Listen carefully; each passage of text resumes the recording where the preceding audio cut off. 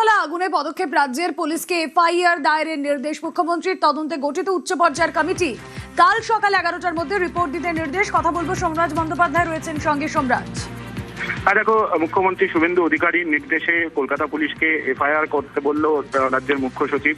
এবং এই ঘটনায় তিলজলা অগ্নিকাণ্ডের ঘটনায় ইতিমধ্যেই 4 সদস্যের উচ্চ পর্যায়ের কমিটি গঠন করা হয়েছে। যে কমিটিতে রয়েছেন ক্ষুদ্র ও কুটির শিল্প দপ্তরের সচিব, রয়েছেন কলকাতা পুরসভার কমিশনার, রয়েছেন দমকল দপ্তরের সচিব। অর্থাৎ এই 4 সদস্যের তদন্ত কমিটি আগামীকাল সকাল 11টার মধ্যে তারা তাদের সুপারিশ এবং কি পদক্ষেপ নেওয়া হচ্ছে তা নিয়ে রিপোর্ট দেবে আগামীকাল সকাল 11টার মধ্যে। কলকাতা পুলিশকে ইতিমধ্যে এফআইআর করার নির্দেশ দেওয়া হয়েছে এবং সূত্র মারফত জানা যাচ্ছে ইতিমধ্যে গোটা ঘটনায় কলকাতা পুলিশের তরফে এফআইআরও করা হয়েছে। ওকে, ফরেন্সিক্সকে রিকোয়েজিশন করেছি, ফরেন্সিক্স আসবেন, তারা দেখবেন। বেসিক্যালি যেটা প্লেস অফ অকারেন্স বলা হয় সেটা আমরা দেখিয়েছি। দেখলাম কিছু চামড়ার জিনিস তৈরি হলো, কিছু বার্ন ইনজুরি আছে এবং যেটা বেশি ব্যক্তিতে জানা গেছে সেটা হচ্ছে বিষাক্ত যে ধোঁয়াটা সেটা ইনহেল করার জন্য সমস্যাটা বেশি হয়েছে। কাজে ও তো সোমবার সকালে গিয়েছিল, ও শনিবার রাত্রে বাড়ি যায়, বাড়িতে রবিবার থাকে, সোমবার সকালে ফেরা বাড়ি। ওখানে বছর 8-9 বছর কাজ করছে ওখানে। মৃত্যুর খবর না, বলছে এরকম ধরে গেছে, আগুন লেগেছে, মোটামুটি অসুস্থ। ফোনে তো এমনি আমার ভাইয়ের ফোনে ফোন পাচ্ছে না, ও বলছে কাকা ফোন করছি, ফোন করে ধরছে না। ওখানে তো কারেন্ট থেকে এরকম হয়েছে, এবার ভিতরে অন্ধকার, পানির গাড়ি এসছে, আগুন তো নিভিয়ে দিয়েছে।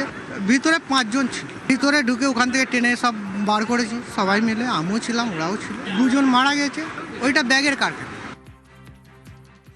গর্গ চট্টোপাধ্যায় গ্রেফতার, বাংলা পক্ষের নেতা গ্রেফতার। গণনার দিন ইভিএম নিয়ে ভুয়ো প্রচারের অভিযোগ, ইভিএম হাত বদলের অভিযোগ করেন গর্গ।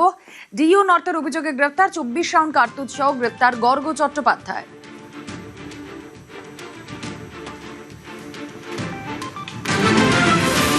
ডিও নর্থ কমপ্লেন করেছিলেন যে ডিউরিং ইলেকশনস এই যে গর্গা চ্যাটার্জি আছেন উনি ইভিএম ট্যাম্পারিং নিয়ে এরকম একটা পোস্ট করেছিলেন। পলিটিক্যাল গ্রুপকে আহ্বান করলেন কি তোমরা আন্দোলন করো, এই করো, সেই করো। এটা নিয়ে চারদিকে একটা রিউমার মঙ্গরিং হলো, এর উপরে একটা কেস করা হলো। 2বার নোটিশ দিয়ে আসেননি, তারপরে ওনাকে সেই জন্য অ্যারেস্ট করা হয়েছে। এর আগে আরেকটা কেস হয়েছিল যেখানে বিভিন্ন রকম কমিউনিটির মধ্যে ভেদভাব এইসব করানো, এরকম অনেকগুলো পোস্ট উনি করেছিলেন। ওই কেসে ওনাকে সোন অ্যারেস্ট করা হলো। তো এই দুটো কেস নিয়ে ওনাকে অ্যারেস্ট করা হয়েছে।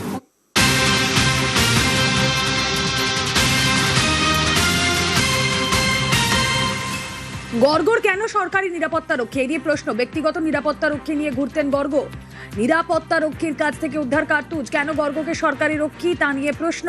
কথা বলবো, অমিত রয়েছেন সঙ্গে। অমিত, গর্গকে যখন গ্রেফতার করা হয় সেই সময় সেখানে উপস্থিত ছিলেন বারুইপুর পুলিশ জেলা থেকে বারুইপুর পুলিশ জেলার একজন পুলিশ কর্মী, অর্থাৎ তিনি গর্গ চট্টোপাধ্যায়ের ব্যক্তিগত নিরাপত্তা রক্ষীর দায়িত্বে তিনি ছিলেন। সেক্ষেত্রে প্রশ্ন উঠছে তিনি কোনো সরকারি আধিকারিক না বা সরকারি কোনো কমিশনের পদে নেই বা সরকারি কোনো দায়িত্বপ্রাপ্ত নন, তবে কেন তাকে সরকারি নিরাপত্তা দেওয়া হয়েছিল এই প্রশ্নটি ইতিমধ্যে উঠতে শুরু করেছে। পুলিশ কমিশনারকে যখন কলকাতা পুলিশ কমিশনার কাছে জানতে চাওয়া হয়েছিল যে গর্গ চট্টোপাধ্যায়কে যখন গ্রেফতার করা হয় তার দ্বিতীয় দেহরক্ষী বা যিনি পুলিশ কর্মী সরকারি ছিলেন তিনি কেন এই নিরাপত্তা তিনি পেয়েছেন, তার কাছ থেকে যে লাইফ পার্টি তার যে সরকারি যে পুলিশ কর্মী তার দেহরক্ষার জন্য ছিলেন, তার কাছ থেকে লাইফ পার্টি যে প্রচুর সংখ্যা পাওয়া গেছে, তার কোনো কারণ এত পরিমাণ লাইফ পার্টি কেন একজন পুলিশ কর্মী রেখেছে তার দেহরক্ষী হিসেবে, এই সমস্ত প্রশ্ন তাকে করা হয়েছিল। যেহেতু বারুইপুর পুলিশ জেলার অধীনে তিনি কর্মরত, সেক্ষেত্রে কলকাতা পুলিশের তরফে বারুইপুর পুলিশ জেলার সঙ্গে তারা কথা বলছে এবং কথার পরে বিষয়টি জানার চেষ্টা করছেন যে এই সিকিউরিটি কবে থেকে রয়েছে, কেন তাকে দেওয়া হয়েছে, সমস্ত কিছু খোঁজখবর নেওয়া হচ্ছে কলকাতা পুলিশের তরফে। ওকে।